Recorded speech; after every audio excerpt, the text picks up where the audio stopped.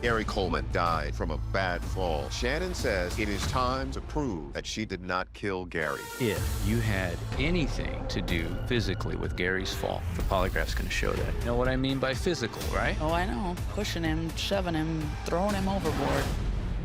Is this important to you? Yes. Get serious. Let's do this.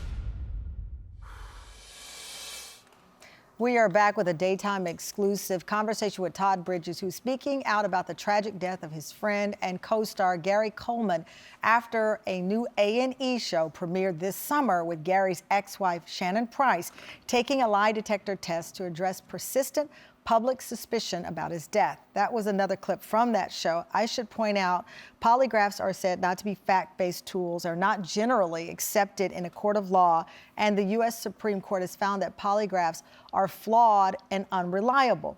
That said, this set off a swirl of questions, including you now wanting his death reinvestigated and opened. Yeah, it's just, to me, okay, they may not be accepted, but it does raise a lot of questions.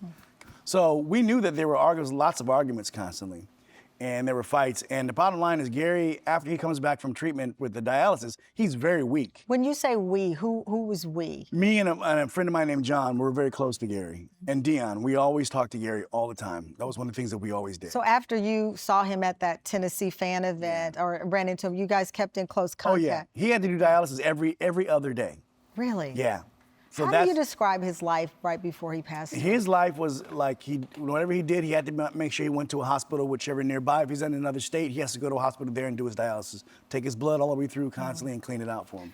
When I said he once referred to his life as God's punching bag. Yeah, it's unfortunate. It is, because when you think about this character, you know, you say people still come up to you to this day and say, what you talk about Willis? I mean, I don't think he had this iconic line that only he could deliver in that way.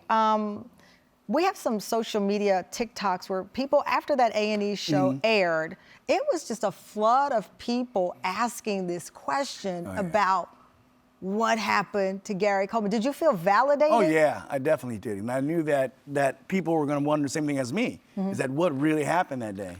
We have a clip from your podcast where you talked about Gary being taken off of life support. Let's play it. I remember I talked to Shannon the day before she pulled the plug. I'm like, don't pull the plug. He says, let's see what happens in 15 days. And then the next thing I found out, she pulled the plug. And I'm like, wait a minute, she's not married to him. How is she able to pull the plug? I'm like, that makes no sense. So, I mean, personally, you know, I don't want to say what I believe, but I think that there's something there that, you know, you should have gave him an opportunity. Because Gary was so strong. Gary has lived through so much stuff. Yeah. I mean, no kidneys. I mean, I've seen Gary sick and then he comes out of it. You know, he's done so well. I think that you just have to give him the opportunity, you know, to come out of it. So Shannon Price was not convicted of any crime. She said to A&E that she had no choice.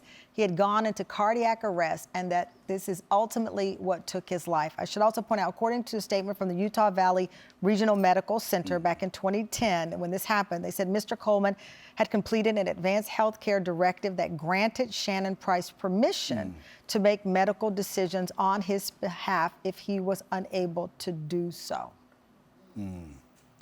Why do you question whether she had the right to decide? Because of all the things because the reason why I question whether she had the right to decide that is because I don't like the idea of, after talking to her, saying, let's give Gary some more time, and she agreed with me and my friend at the same time, and then she didn't.